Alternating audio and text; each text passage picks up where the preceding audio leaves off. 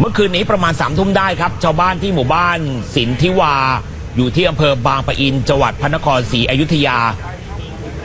รวมตัวกันเรียกร้องครับหลังจากที่มีกลุ่มแรงงานเมียนมาเข้ามาอยู่ในชุมชนแล้วสร้างความเดือดร้อนคล้ายๆกับว่ามาป่วนเมืองก็เลยไปขอให้เต้อาชีวะแล้วก็ทีมงานเข้ามาช่วยเคลียร์กันหน่อยครับตัวแทนชาวบ้านครับบอกว่าแรงงานเมียนมากลุ่มนี้ชอบส่งเสียงดังยามค่ำคืนครับขี่รถไปทั่วกงเหล้าเสียงดังจนแทบไม่ได้นอนเลยบางคนเคยเกือบโดนคนเมียนมาขี่รถชนด้วยซ้ำทำให้บรรดาร้านค้าที่เป็นคนไทยเปิดอยู่ตรงนั้นอยู่ไม่ไหวต้องย้ายร้านหนีครับก็จะเหลือแต่ร้านของคนเมียนมานั่นแหละก็เลยต้องขอความช่วยเหลือจากภาคประชาชนเข้ามาช่วยเคลียร์กันหน่อยครับ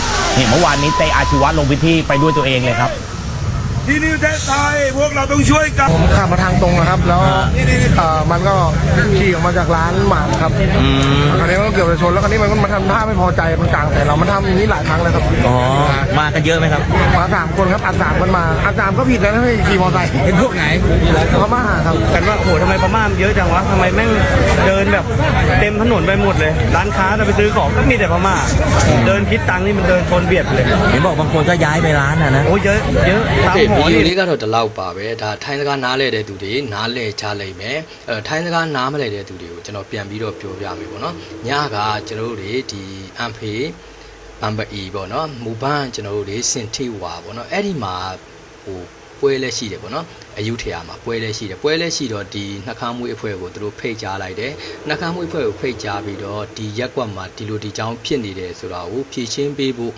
ဒါဖိတ်ခေါ်လိုက်တာပေါ့နော်ဖိတ်ခေါ်လိုက်တာဘာတွေဖြစ်နေတာလဲဆိုလို့ချင်းအဲ့ဒီရက်ကွက်မှာဆိုလို့ချင်းပြဿနာလေးတွေကဘာလဲဆိုလို့ချင်းညဘက်ဆိုလို့ချင်းတောက်စားပြီးတော့မအိတ်ကြဘူးမအိတ်ဖဲနဲ့အတန်ကြဲကြဲနဲ့စူးစူးပူပူတွေလောက်တယ်ပေါ့နော်ညဘက်ဆိုအတန်ကြဲနဲ့စူးစူးပူပူလောက်တယ်ပြီးလို့ချင်းဆိုင်ကယ်တွေဟလာမောင်းတဲ့အခါမှာလဲသူတို့တွေပေါ့နော်စီကမ်းမရှိဘူးပေါ့နော်စီကမ်းမရှိမောင်းနှင်ရတယ်ဟိုလူတယောက်ဆိုလို့ချင်းသူပြောသွားတာသူနဲ့3 ချိန်လောက်ထိပေါ့နော်မတော်တဆဟလာဖြစ်ဖူးတယ်ပေါ့နော်အဲ့လိုမျိုးဖြစ်ဖူးတဲ့အခါမှာလဲပေါ့နော်ဖြစ်ဖူးတဲ့အခါမှာလဲကျွန်တော်မကျေနပ်တဲ့အပြုအမူမျိုးတွေမကျေနပ်တဲ့အသွင်ပြင်မျိုးတွေဟိုမြင်ရတယ်ပေါ့နော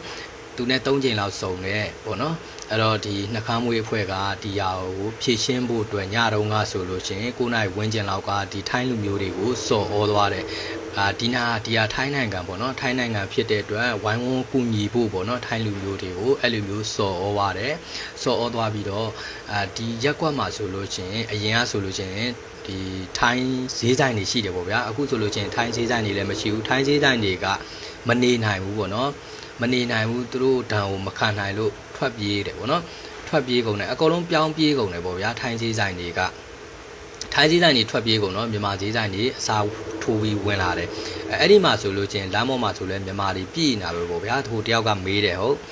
မြန်မာတွေလမ်းပေါ်မှာမြန်မာတွေကြည်ပဲဈေးဆိုင်တွေဆိုလဲမြန်မာတွေဆိုင်တွေကြည်ပဲဈေးဝယ်တဲ့သူဆိုလဲမြန်မာတွေကြည်ပဲပေါ့နော်အဲ့လိုမျိုးကျွန်တော်တို့တွေပြောသွားတယ်ပေါ့နော်အကောင်လုံးကမြန်မာတွေကြီးပဲမြင်တွေ့နေရတယ်ပေါ့နော်အဲ့တော့သူတို့ကဘာကိုပြောချင်တာလဲဆိုလို့ရှိရင်ဒီထိုင်းနိုင်ငံမှာနေလို့မရတာမဟုတ်နေလို့ရတယ်ဒါပေမဲ့ထိုင်းနိုင်ငံရဲ့ဥပဒေပေါ့နော်ထိုင်းနိုင်ငံရဲ့ဥပဒေထိုင်းနိုင်ငံရဲ့ယဉ်ကျေးမှုတွေပေါ့နော်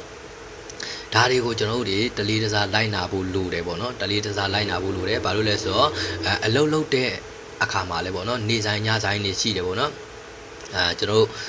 ်သူတို့တွေစူးစူးပူလုံနေတဲ့အခါမှာအိတ်လို့မရတဲ့သူတွေရှိတယ်ပေါ့နော်အိတ်လို့မရတဲ့သူတွေရှိတယ်ဒါကြောင့်မို့လို့ဒီဟလာသူတို့ဥပဒေတွေကိုလည်းလိုက်နာဖို့လေးစားဖို့ပေါ့နော်ဒါတွေကိုကျွန်တော်တို့တွေပြောတာပေါ့နော်ဒါတွေကိုပြောတာဖြစ်တယ်ပေါ့နော်ဘာပဲဖြစ်ဖြစ်ကျွန်တော်တို့တွေကိုယ့်ဘက်ကနေပြီးတော့အမှားမဖြစ်အောင်နေတာအကောင်းဆုံးပဲဒီရက်ထဲမှာတော့အမှားမလုပ်မိအောင်ပေါ့နော်ဒီရက်ထဲမှာမဟုတ်ဘူးနောက်ဆိုလဲကျွန်တော်တို့တွေပေါ့နော်ဒါကျွန်တော်နိုင်ငံရောက်သွားလဲအတူတူပဲပေါ့နော်ကိုဟာနဲ့ကိုစီကန်းနဲ့ကိုပေါ့နော်ကိုစီကန်းလေးနဲ့ကိုနေထိုင်သွားမှပဲကျွန်တော်တို့အဆင်ပြေမယ်လို့တော့မြင်တယ်ပေါ့နော်ဒီကိစ္စကကျွန်တော်တို့တွေတယောက်မကောင်းတော့100အထိကိုလိုက်ပြီးတော့ပါလာတာမိကိုကြွက်ချောက်ပါလာတာပေါ့နော်မိကိုကြွက်ချောက်ပါလာတာဖြစ်ပါတယ်အဲ့တော့ကျွန်တော်ဘာပဲဖြစ်ဖြစ်ပေါ့နော်ကိုဘက်ကဒီရက်ထဲမှာဆိုလို့ရှိရင်ပို့ပြီးတော့တတိထားပါခင်ဗျာအားလုံးကိုကျေးဇူးတင်ပါတယ်